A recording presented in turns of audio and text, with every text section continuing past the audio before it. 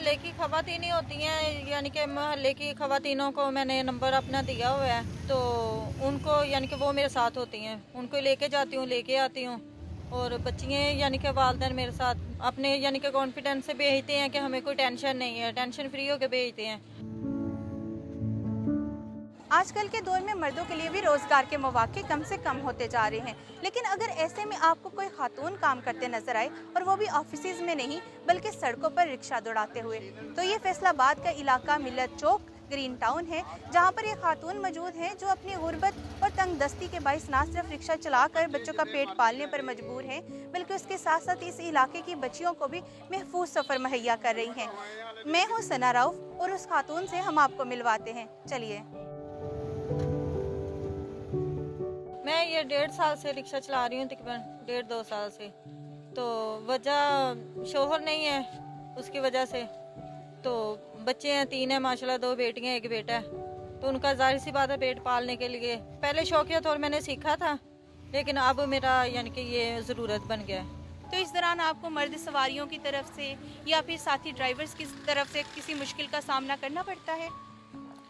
नहीं, मर्द सवारियों के यानी कि जब मैं जाती हूँ तो मर्द सवारी तो मैं बिठाती नहीं हूँ, लेडीज़ ही बिठाती हूँ। बाकी ये है कि जो मेरे जो यानी कि साथी हैं, साथ रिक्शे वाले हैं, जब भी कोई मेरा मसला बनता है तो उनसे यानी कि मैं भाई कह के उनको इज्जत दे के और इज्जत से मैं अपना काम, कोई भी रिक्शे का काम करवाना है मैंने उनसे ही करवाना है। मैं अपनी बच्चियों के अलावा भी अगर मेरे से कोई पूछे तो मैं बाजी का ही बताती हूँ, इनका फ़ोन नंबर दे देती हूँ। कोई यूनिवर्सिटी की बच्चियाँ वगैरह हों, कोई लेडीज़ नर्स वगैरह, कहीं कहीं भी किसी ने आना जाना हो, बाज़ार वगैरह, तो हम बाजी का नंबर दे देते हैं कि आप बिला झिझक इनके साथ जहाँ मर्जी जा सकते हैं। पहले हमारे बच्चे जो हैं वो जाते थे किसी अंकल के साथ, तो आजकल के हालात के मुताबिक आपको पता है कि अक्सर ऐसे वाक़यात होते रहते हैं कि जो ख़ास तौर पे जो यंग बच्चियाँ हैं या जो जवान हो रही हैं उनके लिए, तो मेरे ख्याल में ऐसे मौके पे ऐसे आंटी रिक्शा चला रही हैं, इनके साथ अगर भेज दिया जाए तो ये बहुत अच्छी बात है। और हम मुतमिन भी हैं इसके ऊपर कि वो उनके साथ जा रही हैं, और जिस बात की खुशी क्या है वो सेफ़ हैं। सबसे बढ़ के तो जो हमारी बेटी है उनके साथ जा रही है, हमें टेंशन नहीं है किसी किस्म की।